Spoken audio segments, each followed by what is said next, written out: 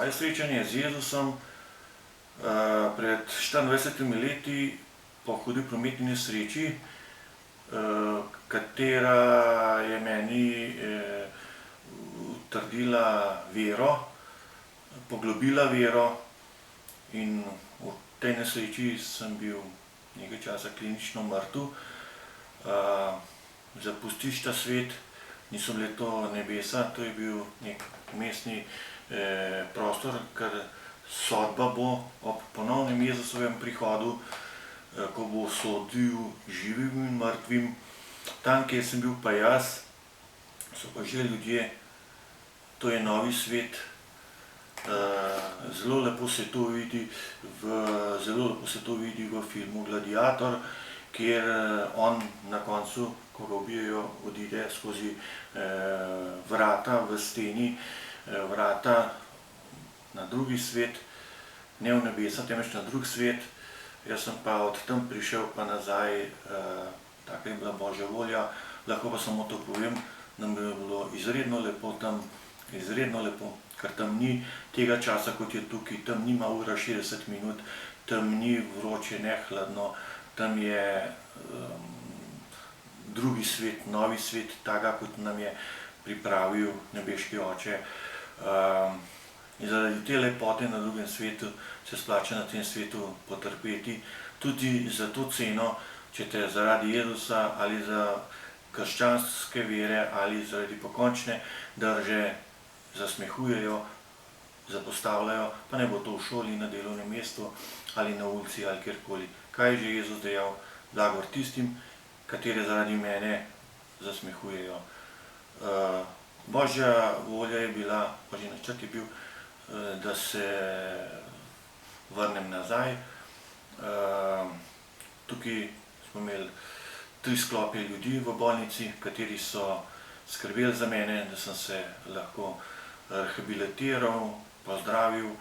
V prvem sklopu so to zdravniki, medicinske sestre, to zdravniško osebje.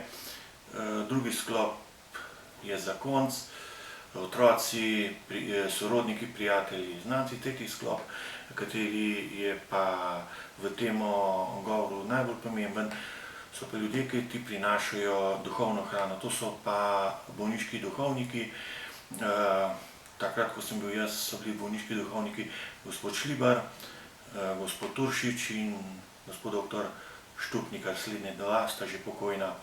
In spomnim se, ko mi je eden izmed njih tako prinesel obhajilo, obiskovali so me večkrat, dali tudi bolniško maziljenje.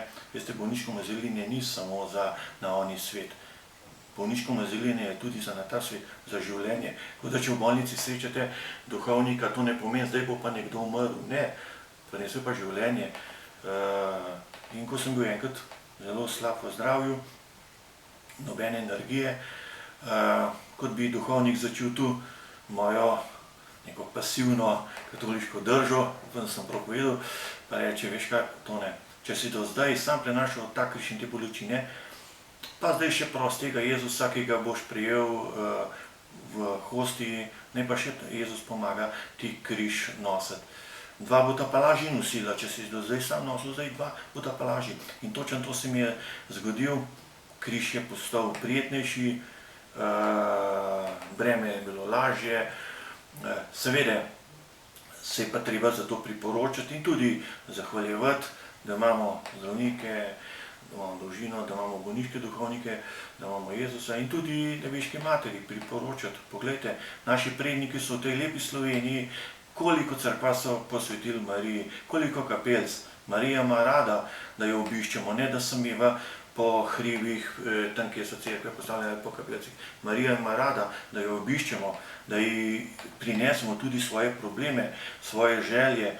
Ko smo slišani, jo pridemo, se ji zahvalimo in sigurno na koncu življenja, pogledajte, kakšno lepo pesem imamo slovensko. Ko zadnja ura bila, Marija, pridi po nas. In kaj je lepšega, če je pričo tebe, takrat, ko zadnja ura bije, pa ne bo to doma ali v bolnici, ob tebi duhovnik, da te ko umreš, ponesi tvojo dušo pred obličje Najvišjega, ali pa tukaj Marija, ko zadnja ura bila, Marija, prid po nas.